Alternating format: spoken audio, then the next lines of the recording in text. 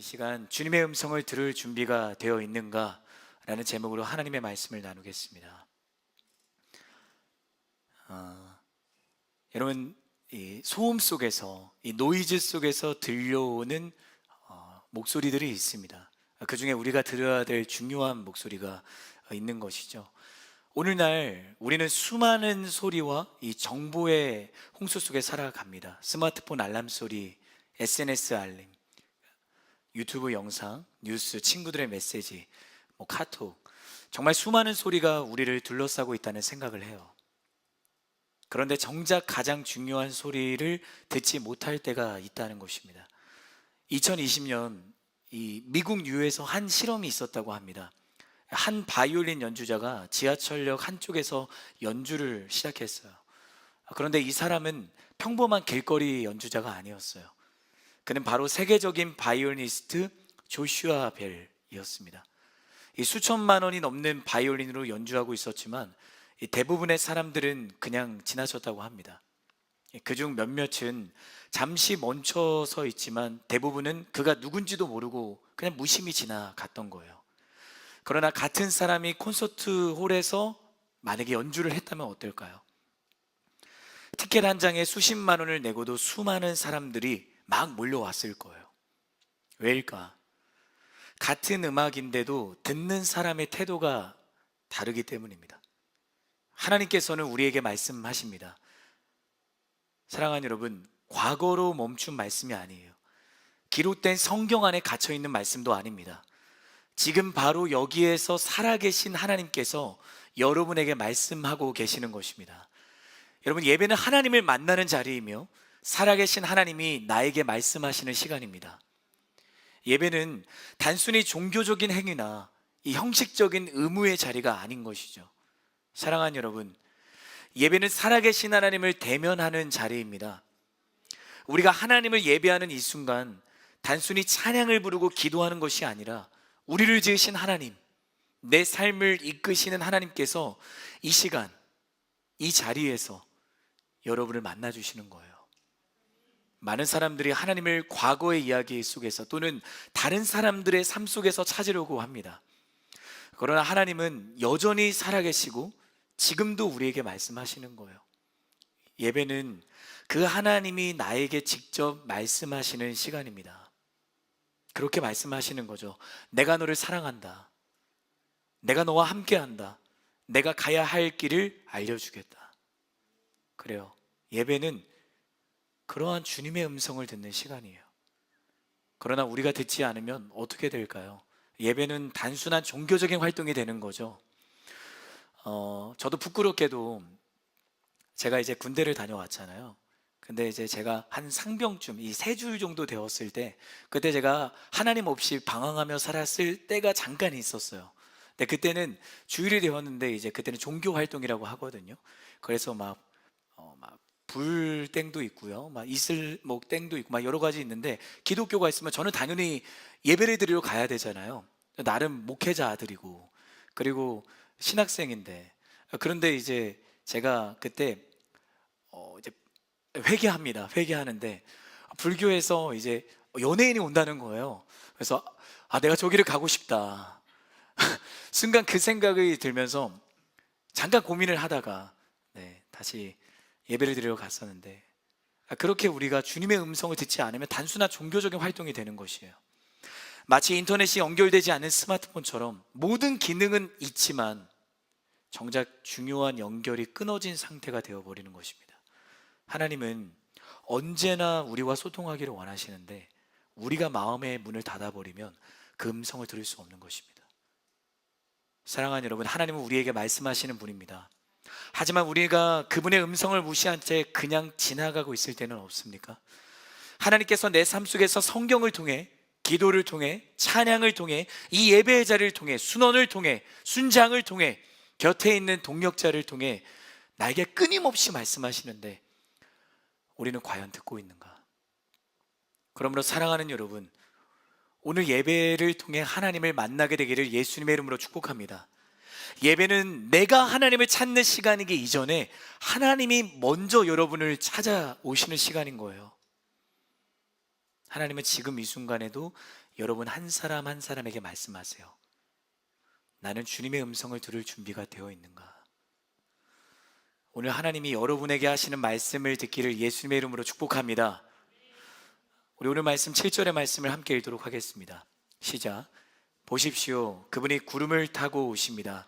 각 사람의 눈이 그분을 볼 것이며 그분을 찔렀던 사람들도 볼 것이며 땅의 모든 민족이 그분으로 인해 통곡할 것입니다. 반드시 그렇게 될 것입니다. 아멘.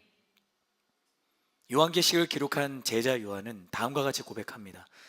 이것은 고백을 넘어 복음을 전하는 한 사람의 믿음의 선포이기도 했습니다. 보십시오, 예수님께서 구름을 타고 오십니다. 각 사람이 눈으로 그분을 보게 될 것입니다. 예수님이 이 땅에 오셨지만 그가 하나님께서 이 땅과 모든 사람들을 죄악으로부터 구원하시게 오신 구원자임을 깨닫지 못하도 주님은 오실 겁니다. 그분이 그토록 많은 기적과 표적을 보이셨지만 그 기적만 보고 자신에게도 그 기적이 일어나기만을 원하며 주님을 펜으로 따랐던 허다한 무리들도 주님을 보게 될 것입니다.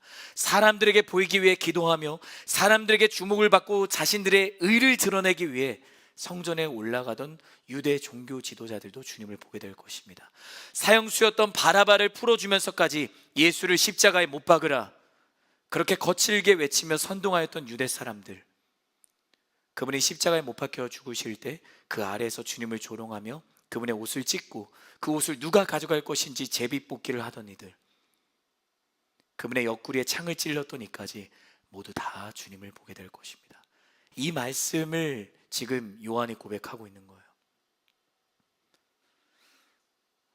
저는 여러분이 아멘으로 응답하기를 바랍니다. 여러분, 예수님은 다시 오십니다. 여러분, 예수님 다시 오십니다. 약속하셨기 때문에 분명히 다시 오실 겁니다. 이것은 사람의 말이 아니에요. 이 땅에 오신 하나님께서 다시 오시겠다고 선포하신 하늘의 선언입니다. 예수님의 재림은 숨겨진 사건이 아니에요. 모든 사람이 예수님을 보게 되는 것입니다. 그래서 본문이 이렇게 이야기를 하는 거예요. 보십시오. 영어로는 behold, 보십시오라는 말로 시작을 해요. 이것은 단순히 보라라는 의미가 아닙니다. 주의 깊게 보라, 확실히 기억하라는 강조의 메시지인 거예요.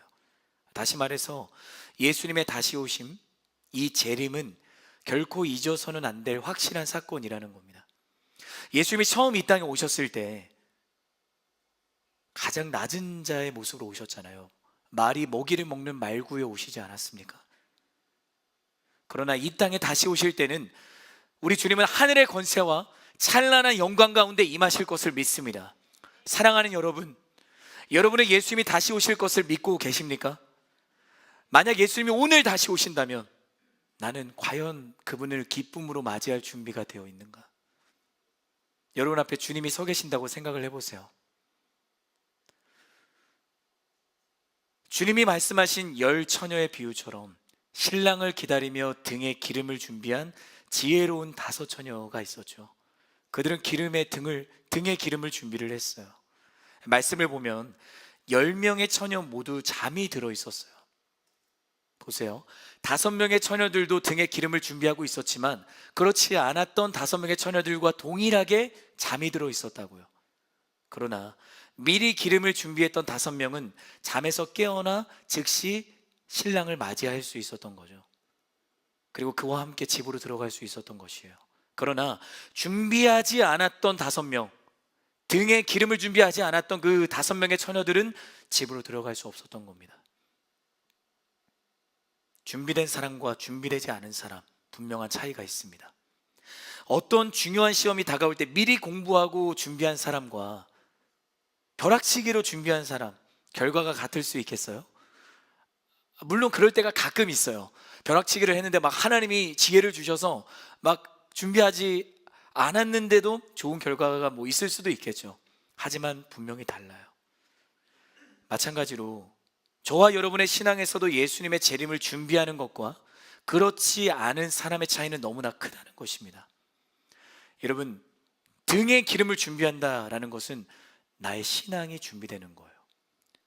말씀의 자리에 가까이 나아가고 기도의 자리를 사수하며 내가 영적으로 깨어 있는 것입니다. 사랑하는 여러분, 여러분은 예수님이 오실 때 준비된 자가 맞습니까? 혹시 나는 나의 이 삶의 등에, 나의 영혼의 등에 기름이 부족한 상태로 살고 있지는 않는가? 아니, 기름이 없는 상태이지만 영적인 게으름과 영적인 나태함에 매몰되어 버린 채 잠들어 있지는 않은가? 여러분의 예배 어떠세요? 예배를 기대하며 나아가고 있으세요? 형식적인 예배가 아니라 나의 신랑이 되시는 예수님을 기다리는 마음으로 예배하고 있는가? 저는 이 시간, 이 자리가 여러분이 예배를 통해 성령의 기름을 채우시는 하나님의 손길을 경험하는 예배가 되기를 예수님의 이름으로 축복합니다. 여러분, 우리의 신앙은 나의 믿음의 등에 기름을 계속 붓는 거예요. 따라해 주시겠어요? 나의 신앙은 나의 믿음의 등에 기름을 계속 붓는 것입니다. 지금 기름이 얼마나 들어있는지는 중요하지 않아요. 여전히 내가 기름을 계속 부으시는 자리에 서 있는가, 이게 더 중요한 것입니다. 사랑하는 여러분, 예배는 하나님께서 나의 영혼에 성령의 기름을 부으시는 시간인 줄 믿습니다. 다시 한번 여러분을 축복하기 원합니다. 저는 여러분의 믿음의 등에 은혜의 기름이 날마다 충만하기를 예수님의 이름으로 축복합니다. 채워져 있을 뿐만 아니라 차고 흘러 넘쳐서 여러분의 삶의 주변으로 흘러가기를 예수님의 이름으로 축복합니다. 내 영혼아 예배할지어다, 내 영혼아 기름을 준비할지어다. 이렇듯 예수님이 다시 오실 때 준비되지 않은 자들은 슬퍼하고 후회하는 거죠. 그래서 7절을 보면 그들이 애곡하게 될 것이다, 후회하게 될 것이다 라고 이야기를 하는 거잖아요. 그런 경험 있으세요? 지하철에서 깜빡 졸다가 내려야 될 역을 놓쳤던 기억. 버스를 타야 되는데 시간이 늦어서 떠나는 버스를 그냥 하염없이 바라볼 수밖에 없었던 기억. 제가 홀리스타 설교자로 섬기는 날이었어요. 저는 이제 ESTJ라서 명확한 시간에 일어나야 되거든요. 그렇지 않으면 제 마음이 어려워지기 시작합니다. 오전 3시 50분에 일어나야 되는데 5시가 넘었는데 못 일어난 거예요. 눈을 딱 떴어요. 머리가 새하얘지는 거예요. 옆에 아내가 자고 있는데 소리는 지를 수 없고, 그때가 생각이 납니다. 정말 너무 아찔했어요. 그러면서 대학로로 달려가는데 그렇게 마음이 분주할 수가 없는 거예요. 어떡하지 막 그러면서 회개합니다. 막 경적을 막 울리면서 비키세요 말하면서, 그러다가 이러면 안 되겠다, 이런 분주한 마음으로 내가 어떻게 설교할 수 있겠는가 하고 마커스 워십에 주는 완전합니다 들고, 주님 나는 연약합니다, 나는 실수합니다, 막 그런 찬양을 들으면서 마음의 분주함을 멈추고 평안을 구했던 때가 기억이 나요. 근데 우리 하나님이 이렇게 말씀을 하시는 거예요. 그래 진아, 너가 준비되지 않으면 분주함이 찾아오는 거야. 나는 너가 준비된 자로 늘 깨어있기를 바란다. 그렇게 차 안에서 찬양을 막 목청껏 부르면서 홀로 막 기도회를 하면서 대학로 이름으로 와서 그래도 은혜로 가득한 상태에서 말씀을 전했던 생각이 납니다. 사랑하는 여러분, 준비된 자들은 기쁨으로 여러분의 신랑이 되시는 주님을 맞이합니다. 예수님을 믿지 않았던 자들은 예수님 다시 오셨을 때 두려워할 거예요. 예수님을 안다고 했지만 제대로 믿지 않았던 자들도 후회하게 될 것입니다. 저는 여러분이 이 땅에 분명히 다시 오실 주님을 기다리며 준비되어 있기를 예수님의 이름으로 축복합니다. 말씀을 듣는 이 자리가 여러분을 다시 준비하게 하시는 예수님을 붙드는 새로운 결단의 자리가 되기를 바라는 것이에요. 우리 서로를 바라보며 이렇게 말해줄까요? 한번 서로를 바라봐 주세요. 이렇게 말해줍시다. 다시 오실 주님을 기다리는 지혜로운 사람이 됩시다. 다시 오실 주님을 기다리는 지혜로운 사람이 됩시다. 한 번 더 말해줄까요? 다시 준비합시다. 우리 8절의 말씀 함께 읽겠습니다. 시작. 주 하나님, 지금도 계시고 전에도 계셨고 나는 알파고 오메가다. 우리 주님은 지금도 계시고 전에도 계시는 분이신 줄 믿습니다. 이 말씀을 읽으면 우리는 담대하게 아멘으로 외쳐야 되는 거예요. 무슨 말인가? 항상 계시다는 거예요. 여러분, 우리 주님은 항상 계시는 줄 믿습니다. 이 말씀이 나의 삶의 소망이 되는 거죠. 내가 실패의 자리에 주저앉아 있을 때가 있죠. 어제까지만 해도 주님 앞에 뜨겁게 결단하던 내가, 순종의 자리로 나아가겠다고 결단했던 내가 또 다시 일상의 분주함과 익숙함에 무너지는 그런 나의 모습을 보게 될 때가 있잖아요. 사람들과의 관계 속에서 나의 계획이 수포로 돌아가고 그토록 열과 성을 내었던 그 계획이 어그러졌을 때, 그때 우리 좌절하잖아요. 어떻게 보면, 어쩌면 우리의 삶은 이 문제라는 쳇바퀴 안에서 문제라는 목적지가 정해진 채 제자리 걸음을 하고 있는 것처럼 보이는지도 모르겠어요. 그래요. 우리 삶에 주님이 없다면, 예수님이 없다면 정말 그럴 거예요. 예수님을 믿지 못한 자, 그분을 만나지 못한 자의 삶은 방향을 잃고 방황하는 인생이에요. 내 인생의 배를 항해하실 수 있는 유일한 선장이 예수님이신데, 그분이 탑승하지 않으신 배가 파손되어 침몰되는 것은 당연한 거예요. 내가 걸어가야 될 삶의 방향을 알려주는 유일한 나침반, 내비게이션이 우리 예수님이신데, 그분이 없는 삶은 인생의 광야를 끊임없이 방황하는 것과 같은 것입니다.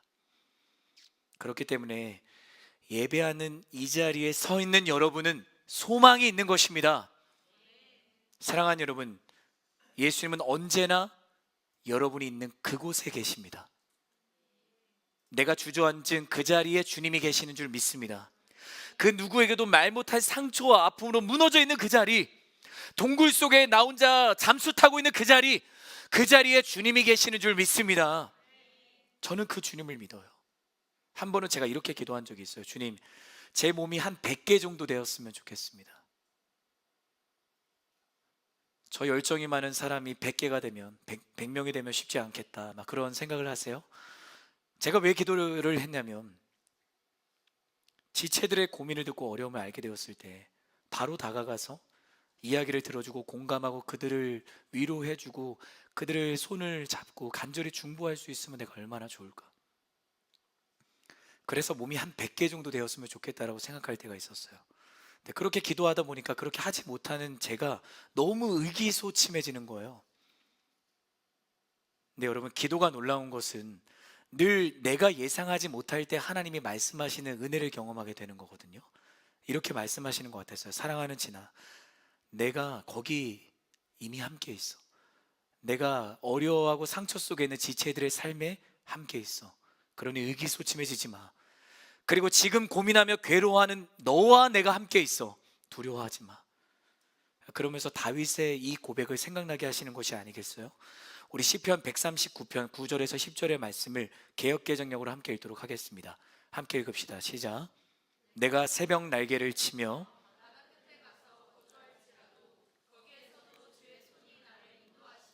주의 오른손이 나를 붙드시리이다. 아멘. 사랑하는 여러분, 우리 예수님은 늘 거기에 계시는 분이십니다. 항상 여러분과 함께 계십니다. 다윗이 그런 고백을 하는 거잖아요. 그가 자신의 사랑하는 아들 압살롬이 자신을 배반하고 자신을 죽이려고 쫓아올 때, 주님, 내가 새벽 날개를 치는 그 새와 같이 저 바다 끝에 가고 싶습니다. 그곳엔 주님이 없으니까요. 지금 나 홀로 있고 싶습니다.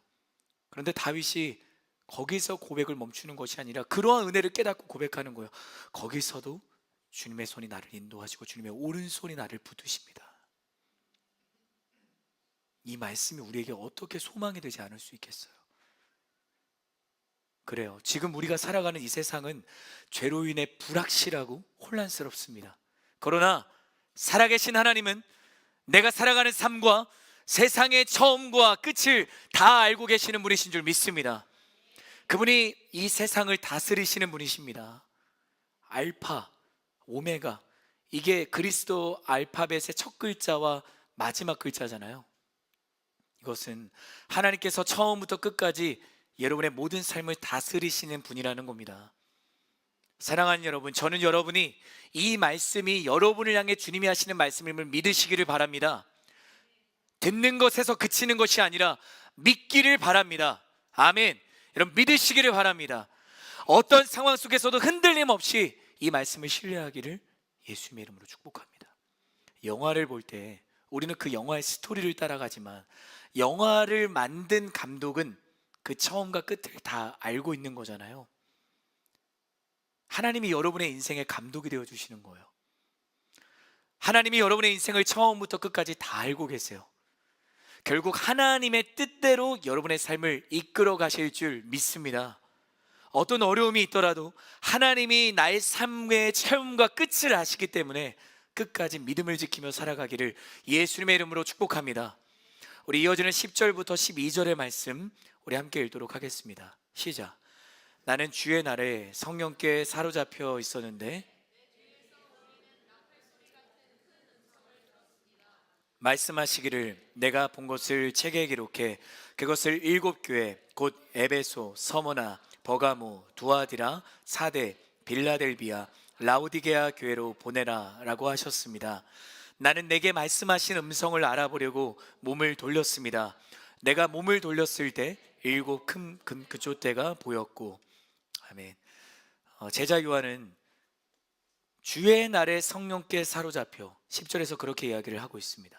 주의 날에 성령께 사로잡혀, 그렇게 사로잡힌 채 그의 뒤에서 말씀하시는 주님의 음성을 듣고 있는 거예요. 자, 여기서 중요한 것은 무엇인가? 요한이 하나님의 말씀을 들을 수 있는 준비가 되어 있었다라는 거예요. 요한은 예수님의 음성을 나팔 소리같이 큰 음성을 들었다라고 말합니다. 즉 하나님의 말씀은 우리가 주목해야 될 중요한 메시지라는 것입니다. 그러나 많은 사람들은 하나님의 음성을 듣고도 무시합니다. 많은 사람들은 하나님의 큰 음성을 듣고도 흘려보냅니다. 하나님은 계속 말씀하시는데 내가 바쁘다는 핑계로 세상의 소리에 묻혀서 듣지 못하는 것입니다.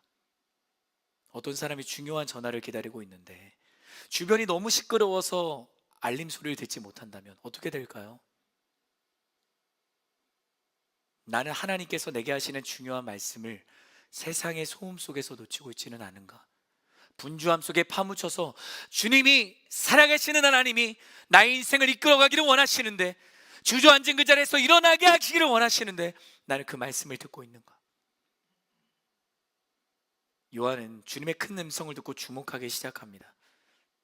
그래서 주님은 요한에게 내가 본 대로, 내가 너에게 말하는 대로 7 교회에 이 말씀을 보내라, 전해라 라고 말씀하세요.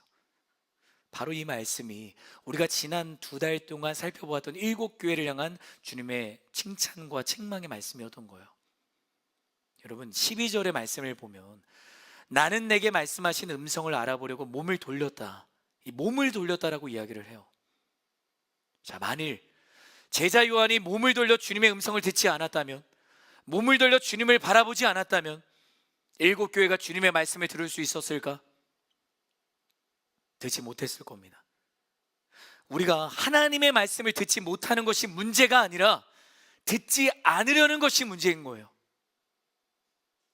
요한이 몸을 돌려 그에게 말씀하시는 예수님을 보았기 때문에 7 교회는 자신들을 향한 주님의 칭찬과 책망의 말씀을 들을 수 있었던 것이에요. 그가 몸을 돌리지 않았다면 교회의 문제는 해결되지 않았을 거예요. 자신들의 문제도 깨닫지 못했겠죠. 그리고 칭찬과 책망을 넘어 주님이 교회들에게 하시는 약속의 말씀, 소망의 말씀을 받지 못했을 겁니다. 사랑하는 여러분, 우리의 삶도 마찬가지예요. 우리 하나님은 끊임없이 말씀하십니다. 그러나 우리가 듣지 않으면 변화가 없는 거예요. 약속의 말씀을 받지 못하고 하나님이 그 말씀을 통해 여러분에게 허락하시는 그 축복을 경험하지 못하게 되는 거예요. 오늘 지금 이 자리에서 우리는 하나님이 나에게 말씀하시는데 나는 정말 듣고 있는가? 나는 듣고 있는가? 나는 주를 바라보기에 몸을 돌리는 순종이 있는가? 여러분, 몸을 돌리기를 예수님의 이름으로 축복합니다. 세상에 기대어 죄의 유혹에 집중하고 나를 바라보고 문제를 바라보고 상처를 바라보고 돈에 집착하고 사람의 인정과 칭찬에 못매어 살아가는 그 몸을 돌려서 주님을 바라보고 주님의 음성을 듣는 저와 여러분이 되기를 주님의 이름으로 축복합니다. 그게 회개예요. 그것이 우리가 하나님 앞에 기도해야 되는 자리인 것입니다.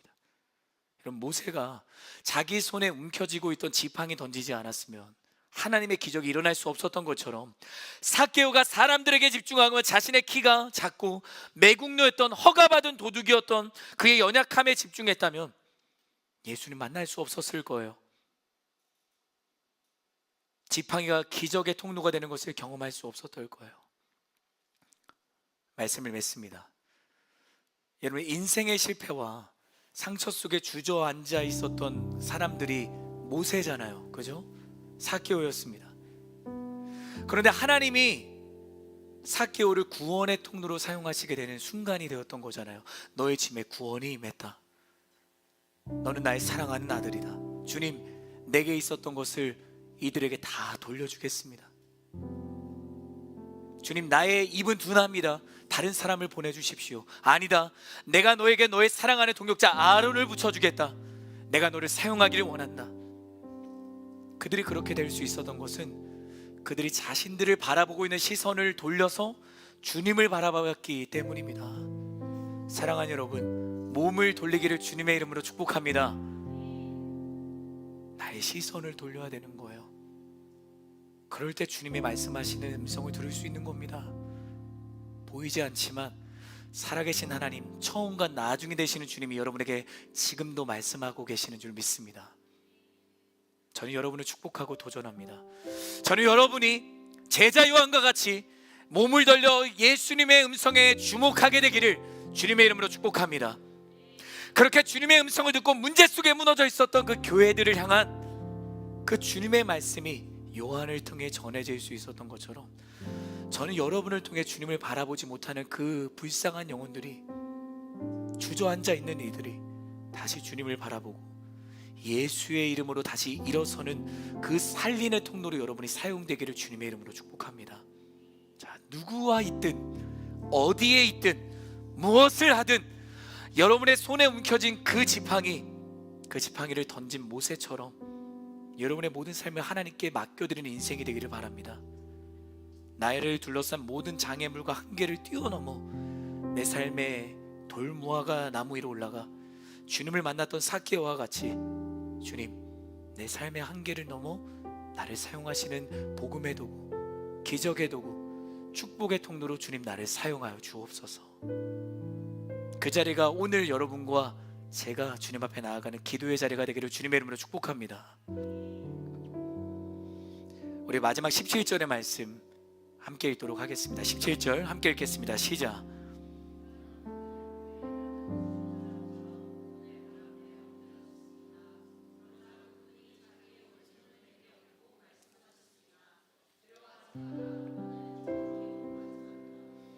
아멘. 사랑하는 여러분, 제자 요한은요, 이 부활하신 주님의 영광을 보게 되었을 때 감히 감당할 수 없는 그 두려움에 사로잡혀서 그분의 발 앞에 엎드려집니다. 그때 예수님은 요한에게 찾아오셔서 그분의 오른손을 그의 머리에 얹으시고 이렇게 말씀을 하시는 거죠. 요한아, 두려워하지 마라. 나는 처음이요 마지막이다. 사랑하는 아들아, 두려워하지 마라. 나는 처음이요 마지막이다. 사랑하는 딸아, 두려워하지 마라. 나는 처음이요 마지막이다. 사랑하는 여러분, 이 말씀은 그냥 책에 기록된 요한만을 위한 것이 아니라 오늘 살아가는 저와 여러분을 위한 주님의 말씀임을 믿으시기를 바랍니다. 우리 두려워할 때 있죠. 우리 삶 속에 두려움이 끊이지 않아요. 미래에 대한 두려움, 실패에 대한 두려움, 신앙을 지켜내는 것에 대한 두려움 말입니다. 그러나 여러분, 주님은 그런 우리를 향해 두려워하지 말라고 말씀하시는 거예요. 우리가 두려워하지 않을 수 있는 이유는요, 예수님께서 처음과 나중이 되어주시기 때문입니다. 우리의 인생 전체를 예수님께서 다스리십니다. 여러분의 시작도 예수님이 함께 하셨고 여러분의 마지막도 주님이 붙으실 줄 믿습니다. 우리는 인생의 한 장면만을 보고 있지만, 우리는 삶의 그 하나의 풍경만을 집중할 수밖에 없지만, 여러분의 주님은 처음부터 끝까지 내 모든 삶을 바라보고 계시는 거예요. 그러므로 우리가 결코 두려워할 필요가 없는 거죠. 이 시간 주님이 여러분의 머리에 오른손을 얹고 말씀하기를 원하십니다. 내가 너와 함께한다. 사랑하는 딸아, 아들아, 두려워하지 말라. 내가 어디로 가는지 내가 너를 지킬 것이다. 내가 너의 인생을 책임져 줄 것이다. 사랑하는 여러분, 저는 여러분이 지금 두려워하는 것이 무엇이든 간에 주님을 믿고 여러분의 인생을 주님께 맡겨드리는 하나님의 사람이 되기를 예수님의 이름으로 축복합니다. 주님이 여러분의 인생의 처음과 마지막이 되어 주십니다. 여러분이 있는 그 자리에 이미 함께 하시는 줄 믿습니다. 그래서 주님을 붙들고 두려움을 넘어 절망을 넘어 주님 나에게 허락하신 그 소망을 노래하는 예배자들이 이곳에 함께 예배하는 저와 여러분이 되기를 예수님의 이름으로 간절히 축복합니다. 축복합니다. 소망하는 자들마다 다 같이 자리에서 함께 일어나셔서 우리 주님을 함께 노래하며 나아가도록 하겠습니다.